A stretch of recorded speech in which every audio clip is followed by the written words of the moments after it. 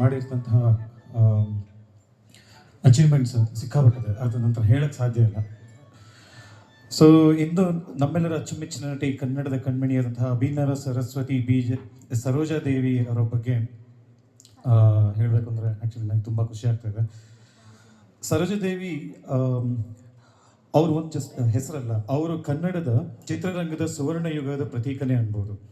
ಸುಮಾರು 6 ದಶಕಗಳ ಕಾಲ 200ಕ್ಕೂ ಹೆಚ್ಚು ಚಿತ್ರಗಳಲ್ಲಿ ನಟಿಸಿ ಕೋಟ್ಯಾಂತರ ಕನ್ನಡಿಗರ ಹೃದಯವನ್ನು ಗೆದ್ದಿದ್ದಾರೆ ಅವರು, ನಮ್ಮ ಸರೋಜಾದೇವಿ. ಸುಮಾರು 6 ದಶಕಗಳ ಕಾಲ 200ಕ್ಕೂ ಹೆಚ್ಚು ಚಿತ್ರಗಳಲ್ಲಿ ನಟಿಸಿ ಕೋಟ್ಯಾಂತರ ಕನ್ನಡಿಗರ ಹೃದಯ ಗೆದ್ದಂತಹ ಅವರು 1955ರಲ್ಲಿ ಮಹಾಕಾಳಿದಾಸ ಚಿತ್ರದ ಮೂಲಕ ಬಾಲನಟಿಯಾಗಿ ಚಿತ್ರರಂಗಕ್ಕೆ ಕಾಲಿಟ್ಟವರು.